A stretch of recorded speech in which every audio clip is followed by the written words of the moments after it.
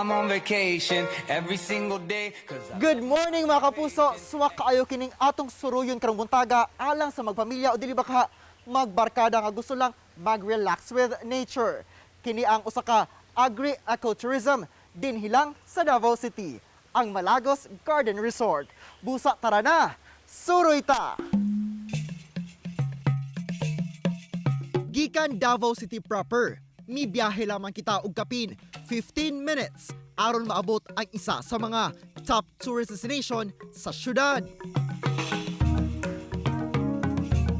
Sa gilapdon nga 12 hectares, napuno kini sa classic amenities ug activities. But of course, sa atong paglibot-libot sa lugar, make sure to observe proper health protocols. And meet our guide, JD Duano. Dungatang sayron ang mga ginahandang nga kalingawan dinhi lang sa resort. And so karon Sir JD sa atong suroy dinhi asa ba ang atong first stop? So nata karon sa atong first stop sa Malagos Power Placer. Muna yung karon atong first activity na ako ipakita sa imo nga to ang Kakato Meet and Greet. So What's your name? Oh, si Wally po yung name niya. So kabalo sila magano, Yes story po. sa pangalan. So identified na nila sir kung kinsa sila. Yes. We have other tricks to show you as part of their activities. Muna si Rookie, atong Kakato, magdula kani siya karon og basketball. Oh, there you go. Very good. So ipakita karon ni Rookie unsa iyang pag-skate. Very good. So muna si Leila, ang iyang buhaton karon kay mag-segregate siya og mga basura. Ay, wow. So, Leila, asa ilabay ang mga dahon? Dito daw sa green nga trash can. Kay dito daw ang biodegradable na mga waste dapat itapon. What about yung mga plastic na basura, Leila? Doon daw po sa black na trash can. Murag ako sir no, murag nibalik ko sa pagkabata ganina, well like enjoy sa atong Kakato meet and greet. Pero karon sir, aside ato unsa pa atong atuon karon? So we have our butterfly sanctuary and ang atong makita sulod sa first dome po, gusto namang ma-educate among mga guests unsay mga life stages sa mga butterfly. So aside sa makita nato mga kapuso no, ang katong mga butterfly sulod sa dome, pwede pud mo maghimo ni ini nga butterfly release aron mas madaghan pa ang mga butterflies nga nasa tang environment. Sama ni ini. Yay! Sunod natong bisitahon ang Hydroponics Garden. Usa sa mga practices sulod sa resort, ang farm-to-table way of serving fresh vegetables alang sa ilang guests. Sama na lamang ini, tanom nila nga lettuce. Perfect pang salad ug sakto pang lunch. So sir, muna niya nga to ang pakita ganina ng mga lettuce, ug i-harvest na siya, tapos pwede na nimong tilawan sir. Please enjoy your lettuce. The best din mga kapuso. Kay lagi busog pa, gibisita usa nako ang agaw atensyon nga pond tungod sa makalingaw kaayo sa mata nga mga koy. Dihang na recharge na, ready na sab ko alang sa next activity, ang bird feeding.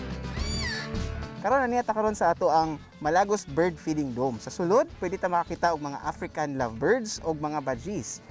Sulod sa dome, adunay 7 ka klaseng species sa langgam.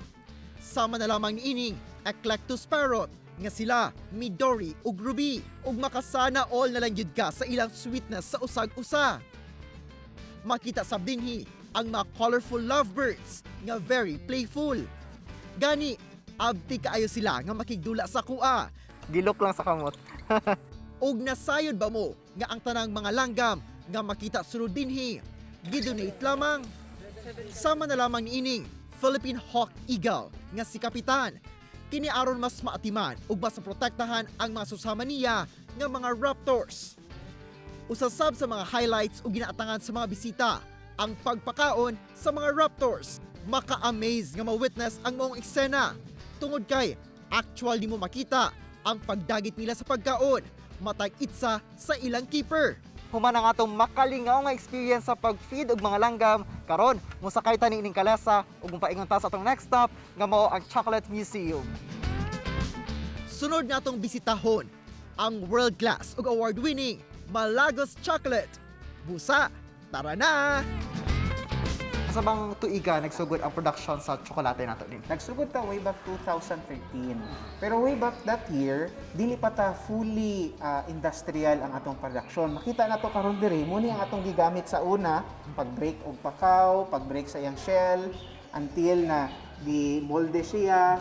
Until such time, we were able to purchase machines already to do these things. Samtang naglibot-libot mi sulod sa museum, nakapanghinam-hinam ko nga motilaw sa ilang chocolate dinhi. Tungod gawa sa mga interiors nga formang chocolate, maka good vibes sab ang chocolate aroma. Buta nga, nagpa-excite sa mot sa kuha nga magbuhat og kaugalingong chocolate bars dinhi lang sa Chocolate Laboratory.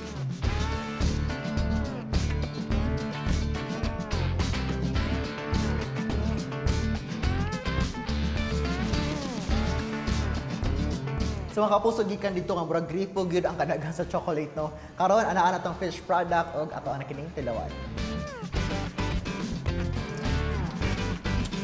Grabe. Lamin kaayo. Human sa atong pag-experience sa nagkalain-laing activities ug highlights sulod sa Garden Resort, gi-enjoy sab nako ang moment with nature. Refreshing ug presko kaayo ang hangin tungod kay napalibutan ang lugar sa daghang pananom. Makawala og stress, grabe. Sana always. So mga kapuso, aside sa kalesa atong sakyan ganina, pwede po nato experience ang horseback riding. Aron nato malibot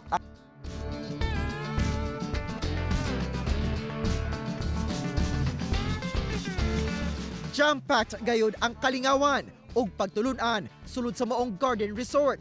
Plus, refreshing pa ang ambience sa lugar nga makaparelax ug maka good vibes.